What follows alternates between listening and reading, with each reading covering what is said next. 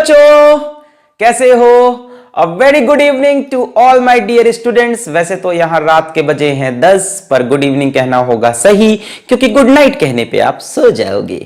तो आज हम पढ़ने जा रहे हैं सिंपल हार्मोनिक मोशन का एक बहुत ही प्यारा सा टॉपिक, कॉम्बिनेशन ऑफ एसएचएम। क्या? Combination of SHM. अभी तक हम एक सिंगल एसएचएम पढ़ रहे थे, आज एक ही पार्टिकल पे एक से ज्यादा एसएचएम होंगे और उन सारे एसएचएम को मिलाकर एक नया एसएचएम बनेगा। एक पार्टिकल पे एक एसएचएम, उस पे दूसरा एसएचएम, कॉम्बिनेशन होकर एक नया एसएचएम। ये एक बड़ा ही इंपॉर्टेंट टर्म है जिसको हम बोलते हैं सुपरपोजिशन। क्या बोलते हैं? सुपरपोजिशन। क्या बोलते हैं? मेरे साथ रिपीट, सुपरपोजिशन। क्यों रिपीट कराया? क्योंकि यही कॉन्सेप्ट आगे वेव्स में लगना है। अभी वेव का टॉपिक आ गया, पूरी वेव में सुपरपोजिशन का बहुत बड़ा इंपॉर्टेंस है। यही कॉन्सेप्ट सुपरपोजिशन, यानी एक ही पार्टिकल पर एक एसएचएम, फिर उसी पार्टिकल पर दूसरा एसएचएम, कंबाइन करके नया एसएचएम, सुपरपोजिशन। यही कॉन्सेप्ट क्लास 12 की वेव्स पे लगना है। तो आज इस लेक्चर को हम पढ़ने जा रहे हैं। नोट्स और पेन निकाल लें। कॉन्सेप्ट जो मैं बताऊंगा पहले एक लंबे तरह से बताऊंगा, जैसा कि किताबों में दिया रहता है। वैसे तो ये टॉपिक किताबों से उड़ा देता है, कंपटीशन की किताब में देता है, पर ये टॉपिक अगर आपको ढूंढना ही है तो ये आपको मिलेगा सुपरपोजिशन ऑफ वेव्स के अंदर, तो वहां पे ये चीज मिल जाएगी। तो किताबों में एक लंबा मेथड देता है, पहले मैं वो सिखाऊंगा, फिर एक शॉर्ट ट्रिक सिखाऊंगा जिससे खटाक से, चुटकी बजाते वाला खटाक से क्वेश्चन सॉल्व हो जाएगा। तो मेरा नाम है अलक पांडे, हमारा आपका प्यारा सा चैनल फिजिक्स वाला, और आज चलिए शुरू करते हैं। तो कॉम्बिनेशन ऑफ एसएचएम हम पढ़ने जा रहे हैं, कॉम्बिनेशन ऑफ एसएचएम। और आप इसको सिर्फ एसएचएम के लिए नहीं पढ़ोगे, इसको आप वेव्स के लिए भी पढ़ोगे। तो देखो, मान लो यहां पे कोई पार्टिकल है और उस पर कोई फोर्स लग रही है, और वो force F is equals to minus k x वाले फॉर्म की है, मतलब एसएचएम कराएगी। तो उस फोर्स के लगने पे ये पार्टिकल एक एसएचएम कर रहा, x is equals to a sine omega t. अच्छा, x क्या होता है? पार्टिकल का डिस्प्लेसमेंट। कहां से? From mean position. a क्या होता है? पार्टिकल का एम्पलीट्यूड। ठीक है, सब तो पता है। मान लो अब ये कहानी भूल जाओ, ये वाली फोर्स हमने पार्टिकल पे से हटा दी और इस पे एक नई फोर्स लगाई। ये वाली फोर्स हटा दी और इस पे एक नई फोर्स लगाई। उस नई फोर्स के प्रेजेंस में ये पार्टिकल फिर से एसएचएम किया। इस बार जो उसके एसएचएम की इक्वेशन है, मान लेते हैं वो है A sine omega t plus phi. X फिर से पार्टिकल का डिस्प्लेसमेंट फ्रॉम मीन पोजीशन और ए एम्पलीट्यूड। सवाल को और इंटरेस्टिंग बनाते हैं, हम कह देते हैं x1 is equals to a1 sine omega t, x2 is equals to a2 sine omega t plus five. दोनों अलग अलग तरह के एसएचएम है, दोनों की फ्रीक्वेंसी सेम है, अदरवाइज ये दोनों अलग अलग तरह के एसएचएम है। जितने भी आपको सुपरपोजिशन के सवाल मिलेंगे फ्रीक्वेंसी सेम रहेगी, टेंशन मत लो।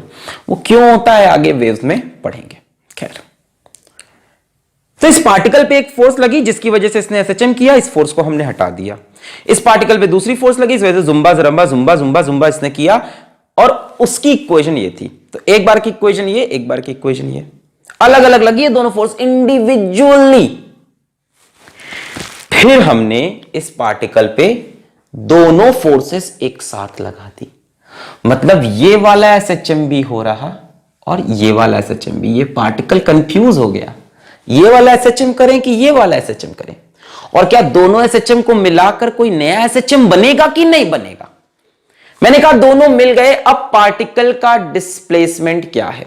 तो प्रिंसिपल ऑफ सुपरपोजिशन, सुनो ध्यान से, principle of superposition, principle of superposition हमसे क्या बोलता है कि इस पार्टिकल का जो नेट डिस्प्लेसमेंट होगा दोनों एसएचएम के प्रेजेंस में, x, that will be equal to x1 plus x2 with sign। With sine हो सकता है, x1 इस तरफ जा रहा हो, x2 इस तरफ जा रहा हो, तो माइनस भी हो सकता है, मतलब वेक्टर फॉर्म में विथ साइन। वेक्टर क्या, अब यहां पे फेजर है तो एंगल ये सब चीजें संभालता है ना। एंगल मान लो साइन पे यहां ऐसी वैल्यू हो जाए कि 180 से बड़ा हो जाए तो अपने आप ये नेगेटिव हो जाएगा, है ना। तो net displacement of the particle is equal to displacement produced by first SHM plus displacement produced by second. यही है प्रिंसिपल ऑफ सुपरपोजिशन। दोनों अकेले अकेले जितना डिस्प्लेसमेंट कर रहे थे, जब मिलाओगे तो दोनों की डिस्प्लेसमेंट ऐड हो जाएगी। That is the principle of superposition. सिर्फ इतना ही है, बार बार बता रहा हूं। दोनों अलग अलग जितना डिस्प्लेसमेंट कर रहे थे, ऐड करने पे टोटल डिस्प्लेसमेंट आएगा जब दोनों एसएचएम एक साथ हो, दोनों फोर्सेस एक साथ लग जाए। ठीक है, आज हमको यही डिराइव करना है कि ये जो रिजल्टिंग एसएचएम होगा, ये जो रिजल्टिंग एसएचएम होगा, ये जो रिजल्टिंग एसएचएम होगा, अगर एसएचएम हुआ इन दोनों को मिलाने के बाद नया, अगर, तो उस रिजल्टिंग एसएचएम का एम्पलीट्यूड क्या है, उस रिजल्टिंग एसएचएम का फेज क्या है। जैसे यहां ओमेगा टी फेज है, यहां फेज है ओमेगा टी प्लस फाई, तो रिजल्टिंग एसएचएम का एम्पलीट्यूड क्या है और उसका फेज क्या है, अगर एसएचएम होगा तो। यह हमारी आज की कहानी। शुरू किया जाए तो पहला तरीका जो है इसका, वो वही पुराना ट्रेडिशनल मेथड है। मैथ्स लगाएंगे, मैथ्स लगा के इसको सॉल्व करने की कोशिश करेंगे। जरा देखें मैं क्या करना चाहता हूं, मैं रिजल्टिंग एसएचएम का एम्पलीट्यूड ढूंढना चाहता हूं और उसका फेज। जरा ध्यान से देखें, अगर मैं पुराना ट्रेडिशनल तरीका लगाऊं तो मैं बोलूंगा net displacement x is equals to x1 plus x2।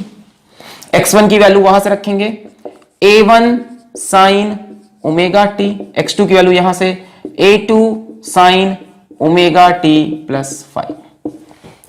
इसको हम लिख सकते हैं a1 साइन ओमेगा टी, और बच्चों इसको आप एक्सपैंड कर सकते हो साइन a प्लस बी के फॉर्मूले से। साइन a प्लस बी क्या बन जाएगा, sine a cos b plus a2 लिखे रहो साथ में, कॉस a साइन बी। किसी को डाउट इसमें, कोई दिक्कत नहीं ना। Sine a cos b, cos a sine B.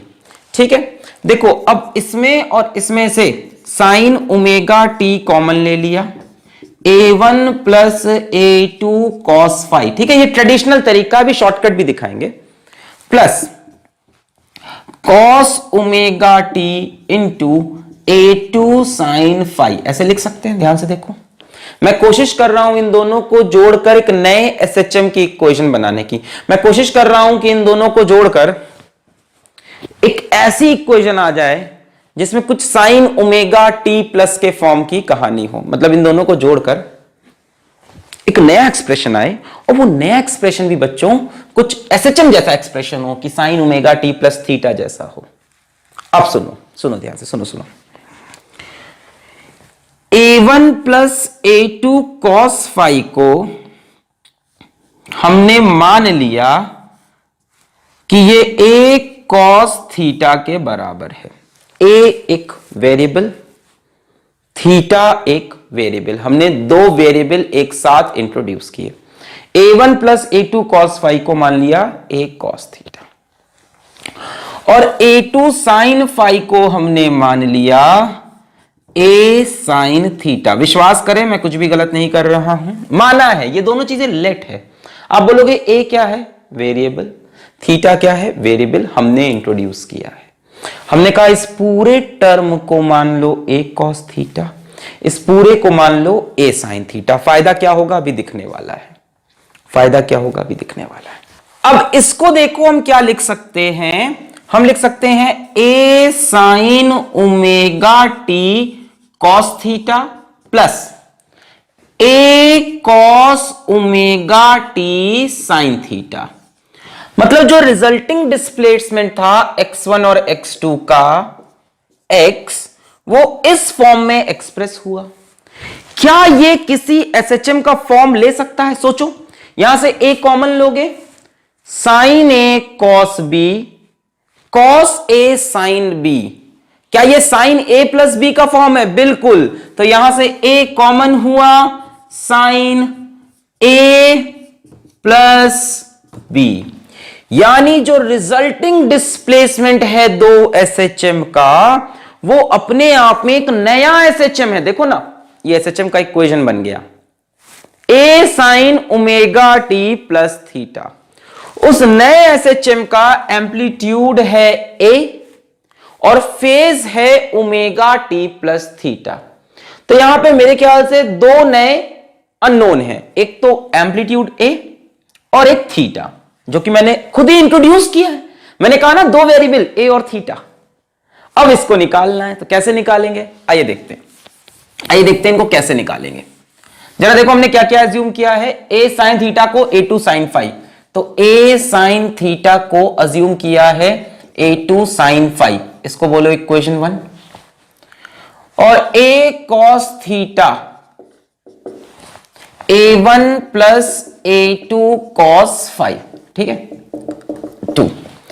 अब अगर आपको एम्पलीट्यूड ए चाहिए, दोनों इक्वेशन को स्क्वायर करके ऐड कर दो। अगर आपको थीटा चाहिए तो पहली वाली में से दूसरी डिवाइड कर दो, बड़ा आसान है। ए चाहिए ना, दोनों को स्क्वायर करके ऐड कर दो।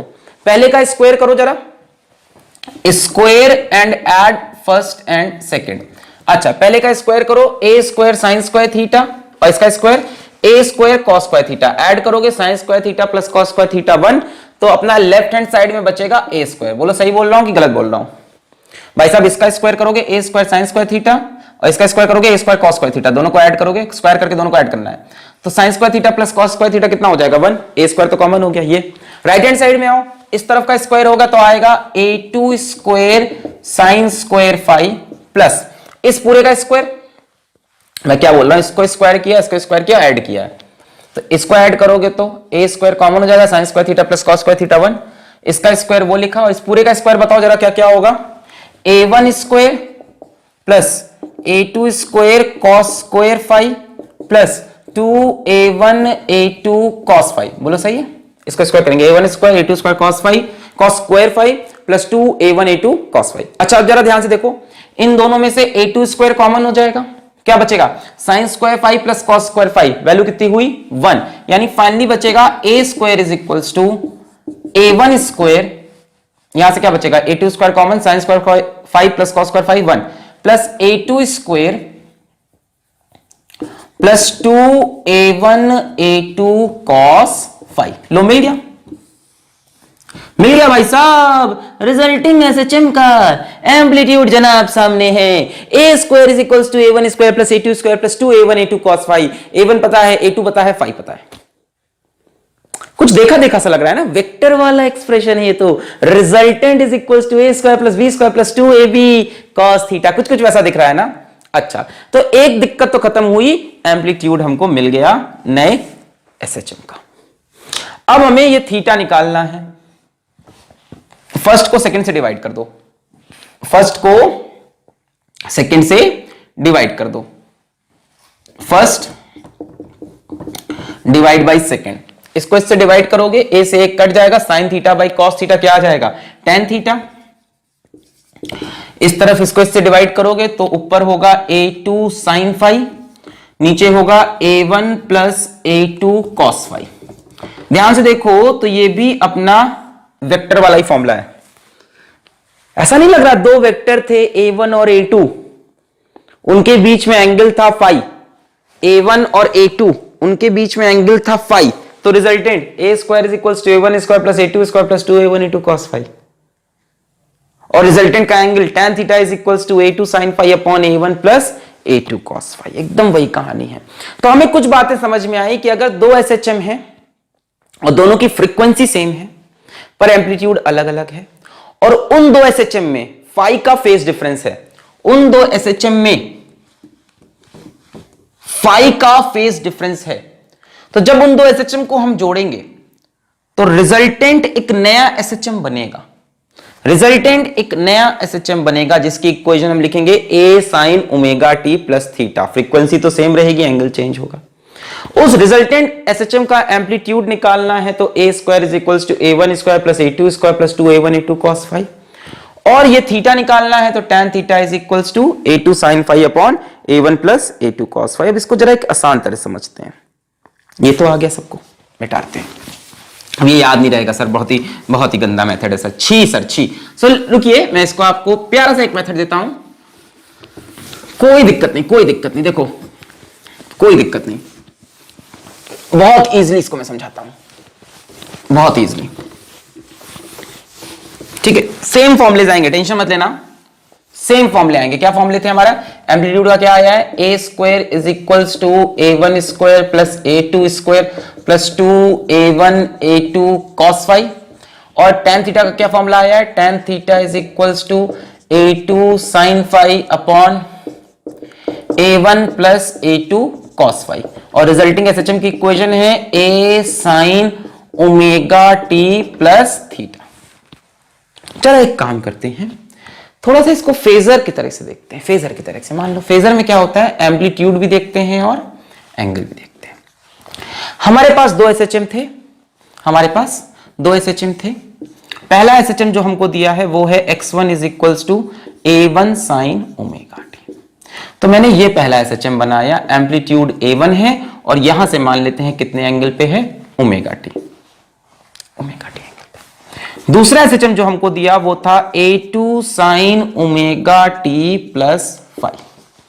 तो दूसरे एसएचएम का एंगल ओमेगा टी से फाई ज्यादा, तो ये मैंने दूसरा एसएचएम बनाया। एम्पलीट्यूड A2 है तो थोड़ा सा चेंज कर दिया एरो का साइज, और एंगल क्या है, ओमेगा टी प्लस फाई। तो ओमेगा टी तो है ही, साथ में फाई भी है,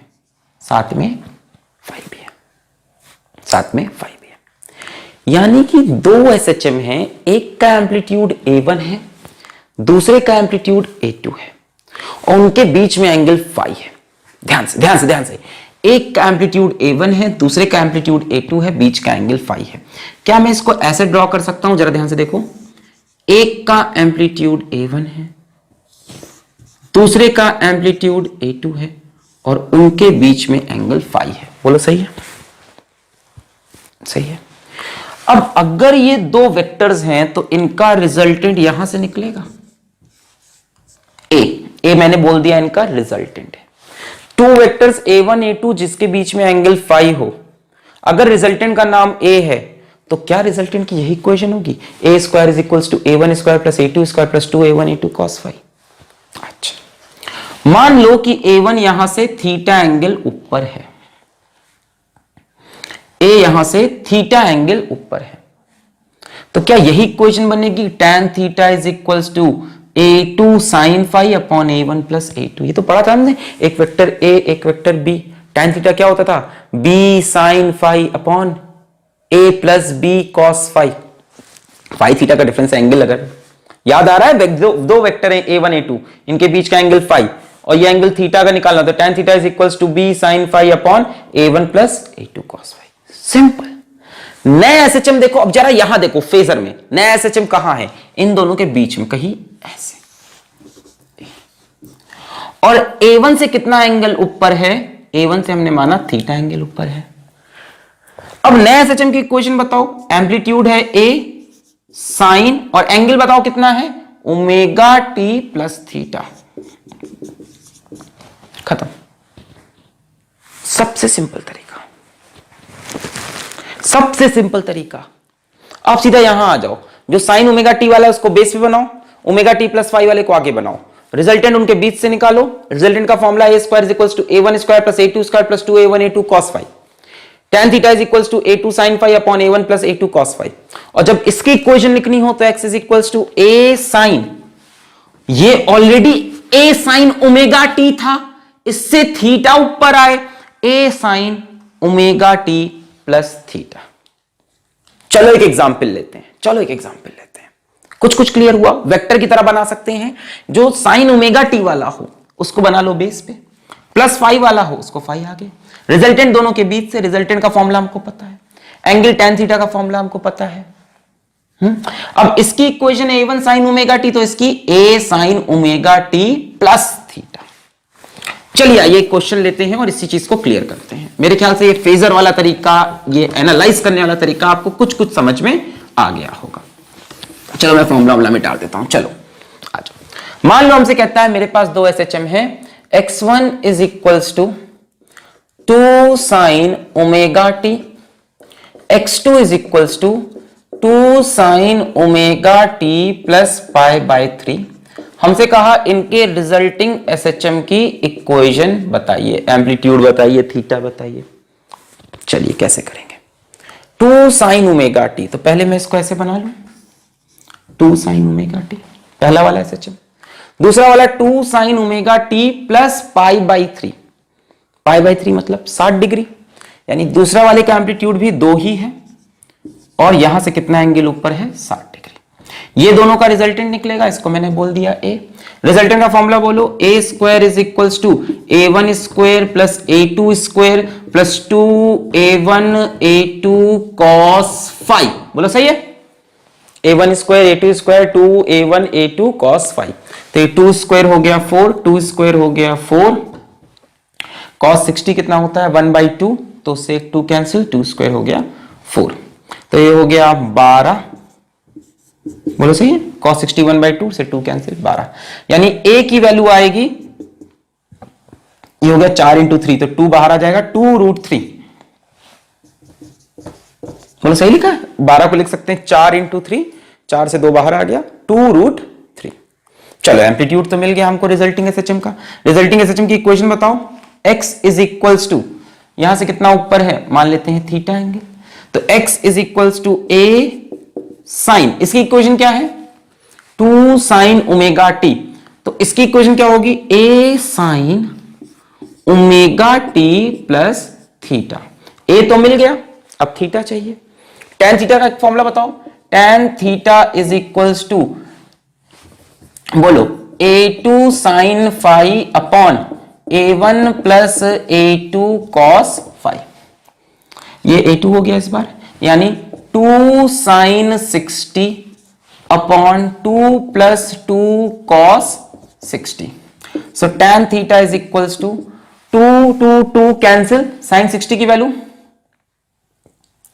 √3/2, नीचे 2 कैंसिल, 1 प्लस cos 60 की वैल्यू 1/2। बोलो सही है, बोलो सही कर रहे हैं गलत कर रहे हैं। tan theta is equal to 2 cancel, ऊपर sin 60 की वैल्यू √3/2, नीचे 1 प्लस cos 60 1/2, तो ये हो गया 3/2, 2 कैंसिल, सो tan थीटा 2 कैंसिल, ये हो जाएगा 3/2, 2 कैंसिल, √3/3 यानी हो गया 1/√3। 1/√3 बच्चों कब आता है 30 डिग्री पे, यानी थीटा की वैल्यू हो गई 30 डिग्री। तो final answer will be 2√3 sign omega t plus 30 degree. खत्म। अब किसी को 30 डिग्री नहीं पसंद है तो π/6 लिख दो, π/6 लिख दो। आ गया, कितना आसान था रिजल्टिंग एसएचएम निकालना। जो साइन ओमेगा टी है उसको पहले लिखो, जो प्लस 5 वाला उसको आगे लिखो। रिजल्टेंट होगा a square plus e square plus 2a1 a2 cos 5। tan theta होगा a2 sin 5 upon a1 plus a2 cos 5। Resulting SHM a sine omega t plus theta. Clear है, पक्के से क्लियर है। चलिए एक अपने आप करके बताएंगे मुझे। चलिए बहुत बढ़िया, एक क्वेश्चन आप अपने आप करके बताएंगे। रिजल्टिंग एसएचएम की डिस्प्लेसमेंट इक्वेशन लिखिए। Question, write the equation for resulting SHM. x1 is equals to 3 sine omega t, x2 is equals to 4 sine omega t plus π/2। Write the equation for resulting SHM. Pause करके इसको खुद से try करें एक बार, प्यारा सा सवाल, इसको खुद से ट्राई करें। हो गया, पॉज करके ट्राई करें। हो गया हो गया हो गया, 1 2 3 4 5, मैं करूं। चलिए आंसर आ गया, सबका आंसर आ गया। What is the answer, what is the answer 5 sign omega t plus 53। क्या ये आ रहा है आंसर? आइए चेक करते हैं। पहला वाला वेक्टर ये रहा 3, दूसरा वाला 4 साइन ओमेगा टी प्लस π/2, π/2 मतलब 90 डिग्री, यानी दूसरा वाला इससे 90 डिग्री आगे है। ये ओमेगा टी प्लस π/2 कितना आगे है 90 डिग्री। इन दोनों का रिजल्टेंट कहीं यहां से ए एंगल ले लिया थीटा, so a square is equals to 3 square plus 4 square plus 2 into 3 into 4 into cos π/2 cos 5 cos π/2 cos 90 0 cos 90 0, 3 square plus 4 square 5 square, यानी a की वैल्यू हो गई 5। ये थीटा निकालना पड़ेगा। tan theta is equals to a2 sin 5 यानी a2 sin 90 upon A1 plus A2 cos five यानी cos 90, sin 90 की वैल्यू 1, cos 90 की वैल्यू 0 यानी ये 0, 4/3। tan थीटा 4/3 कब होता है? 53 डिग्री पे, याद है? स्टार्टिंग से पढ़ा रहा हूं ये वाला ट्रायंगल है ना, 4 3 5, ये एंगल कितना होता है? 53 डिग्री, है ना? बड़ी साइड के सामने बड़ा एंगल, याद है? कई बार बताया मैंने ये तुमको, 53 डिग्री। और ये एंगल कितना निकलता है? 37 degree. So tan inverse 4/3 theta is equals to tan inverse 4/3, that will be 53 degree. Answer x is equals to क्या होगा? बोलो वहां से, a sin ओमेगा t से कितना आगे? थीटा आगे। आ गया रिजल्टिंग एसएचएम निकालना। आसान लग रहा है? पक्का बोलिए, मिटा दें? बहुत बढ़िया, सभी लोग कर पा रहे हैं? अच्छा, अगर सब लोग कर पा रहे हैं तो इसी क्वेश्चन में मैं एक पॉइंट और जोड़ता हूं, उसके बाद इस क्वेश्चन को आप करके दिखाइए। मान लीजिए सवाल देखो सेम है, बस थोड़ा सा इसमें वेरिएशन। मान लो लिख देता है x1 is equals to 3 sin omega t plus 30, x2 is equals to 4 sin omega t plus 120, find the equation of resulting SHM. मान लो ये क्वेश्चन है, a sin omega t plus 30, 4 sin omega t plus 120, find the equation of resulting SHM. बहुत आसान है, कुछ नहीं करना। देखो जो छोटा वाला है ओमेगा टी प्लस 30, उसको ऐसे हॉरिजॉन्टली मान लो 3। ये वाला इससे कितना आगे है? ये प्लस 30 है, ये प्लस 120, कितना डिफरेंस है? 90 का। यानी अभी भी दोनों में फेज डिफरेंस 90 का ही है, यानी रिजल्टेंट अभी भी a यही आएगा, a का वैल्यू अभी भी 5 होगा और ये थीटा अभी भी 53 डिग्री होगा। डिफरेंस क्या होगा? इस बार जो बेस माना है वो इसको माना है, यानी जो रिजल्टिंग एसएचएम होगा x1 प्लस x2 का, बेस आपने इसको माना है। a sine omega t plus theta, नहीं ये नहीं होना चाहिए, क्योंकि ऑलरेडी ये क्या है? ये है 3 sin ओमेगा टी प्लस 30 और उससे भी 53 आगे, यानी ओमेगा टी प्लस 30 प्लस 53, खत्म, निकल आया। और ए की जगह एम्पलीट्यूड कितना है? 5।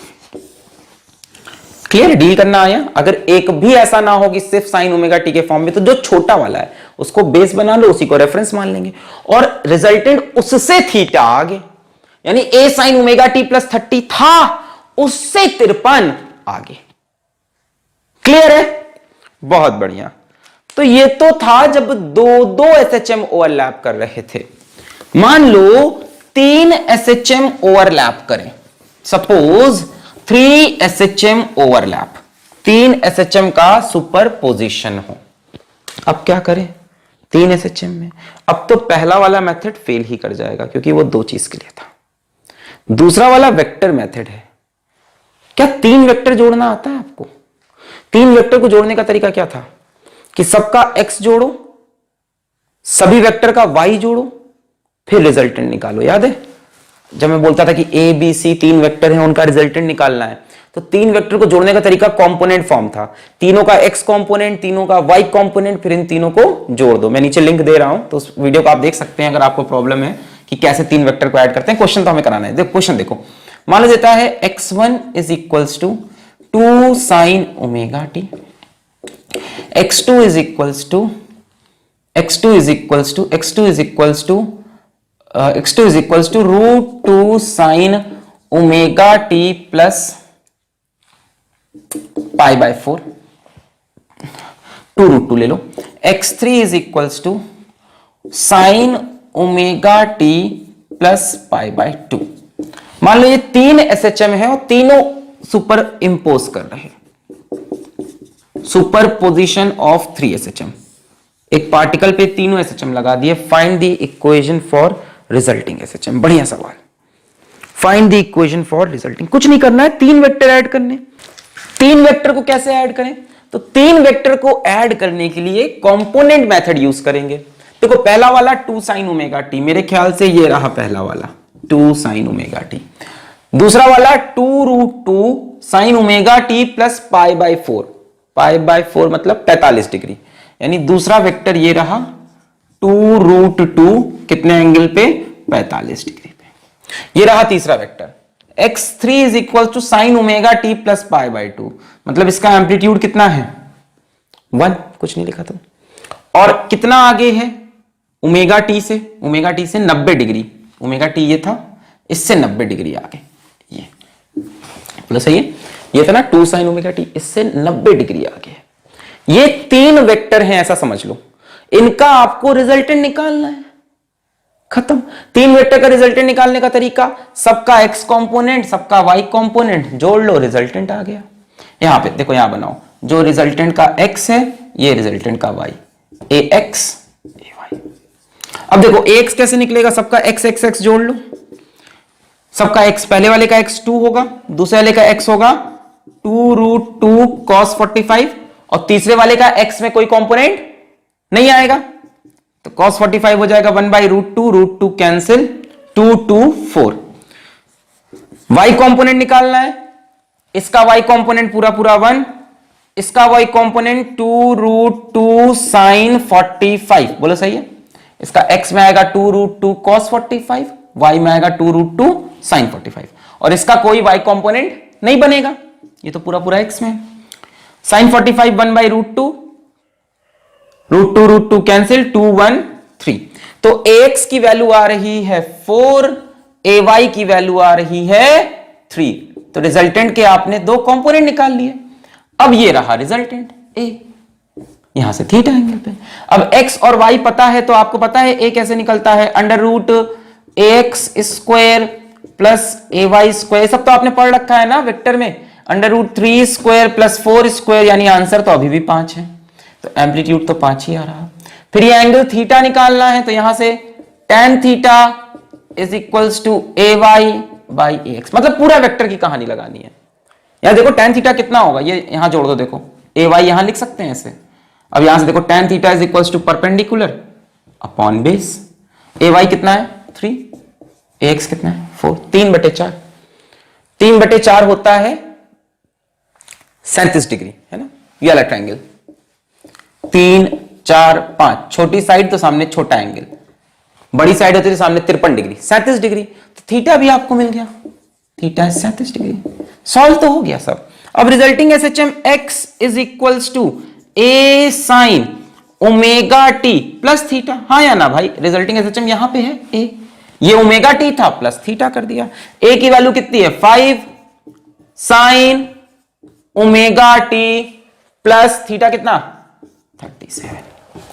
तो अगर 3 एसएचएम भी जोड़ने को कहता है तो हम कंपोनेंट मेथड लगाकर जोड़ देंगे, कोई दिक्कत।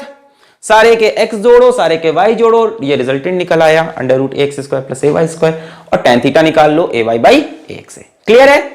अब चलते हैं 2011 आईआईटी में जो सवाल आया, बहुत ही आसान सवाल था, बहुत ही आसान सवाल था। अगर कोई टॉपिक देख कर भी गया होगा ना, किसी के नोट्स में से ऐसे एक नजर ऐसे झांक के भी गया होगा ना, मतलब तो वो भी कर लेगा, बेवकूफी नहीं कर पाएगा एकदम। क्वेश्चन देखो, आईआईटी 2011 में जो आया, इन्होंने कहा एक सिंगल पार्टिकल पर 3 एसएचएम लगे। पहला है x1 is equals to a sine omega t, x2 is equals to a sine omega t plus 2 pi by 3, और तीसरा है x3 is equals to b sine omega t plus theta. इन 3 SHM के लगने पे particle comes to rest at mean position.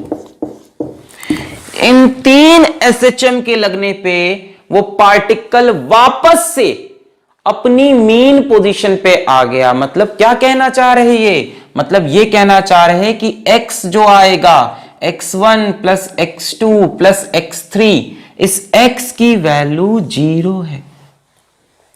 3 SHM लगाने पे particle comes to rest at mean position. तीनों एसएचएम एक दूसरे को सपोर्ट नहीं कर रहे थे, अपोज कर रहे थे, ऐसे अपोज कर रहे थे कि नेट आंसर क्या आया, 0। नेट आंसर क्या आया, 0। कोई एसएचएम कह रहा था ऊपर चलेंगे, कोई कह रहा था नीचे चलेंगे, कोई कह रहा था इधर चलेंगे, और तीनों को जब जोड़ा जा रहा तो आंसर 0। तो इन्होंने हमसे पूछा find the value of b and theta. जो सवाल दिया था find the value of b and theta, क्या आप खुद से अटेम्प्ट करना चाहेंगे? मैं 4 ऑप्शंस यहां पे दे रहा हूं, ऑप्शंस में लेके आया हूं। The 4 options are A B C D.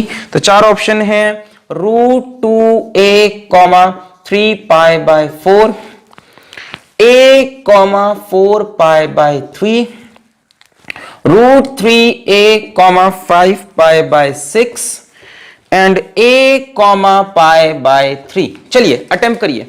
This is 5 pi by 6। Pause करके ट्राई करिए। 3 वेक्टर है, पर पता है जोड़ना भी नहीं पड़ेगा यहां। अगर किसी ने वेक्टर पढ़ रखा है तो जोड़ेगा भी नहीं वो बच्चा, खटाक से आंसर बता देगा, डायग्राम बनाते ही आंसर। पॉज करके ट्राई करो। चलिए ट्राई कर लिया आपने, बहुत बढ़िया बहुत बढ़िया। चलिए अब हम इसको सॉल्व करने की कोशिश करते हैं। The correct option is B. आइए देखते हैं कैसे। पहला है a sin ओमेगा टी, ये रहा पहला, मैंने ऐसे बना लिया a sin ओमेगा टी। दूसरा है a sin omega t plus 2 pi by 3। Pi by 3 मतलब 60 डिग्री, 2 पाई बाय 3 मतलब 120 डिग्री, यानी दूसरा वाला पहले से 120 डिग्री आगे है। बोलो सही है? 2 पाई बाय 3 यानी 2 × 60। अब कह रहा है तीसरा कुछ ऐसा है कि जोड़ने पे आंसर 0 आए।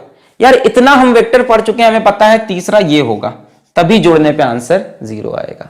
यहां से कितना आगे होगा? यहां से 120 डिग्री आगे होगा और वैल्यू a होगी, इसमें कोई डाउट नहीं। आपको दिख रहा है सिमेट्री बन गई है, नेट आंसर विल कम 0, सबको पता है ना।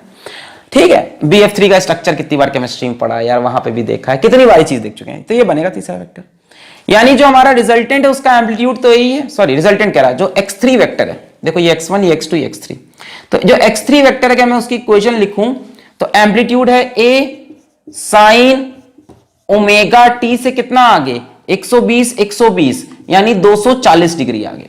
तो एम्पलीट्यूड तो a है, तो ये भी हो सकता है, ये भी। और कितना आगे है?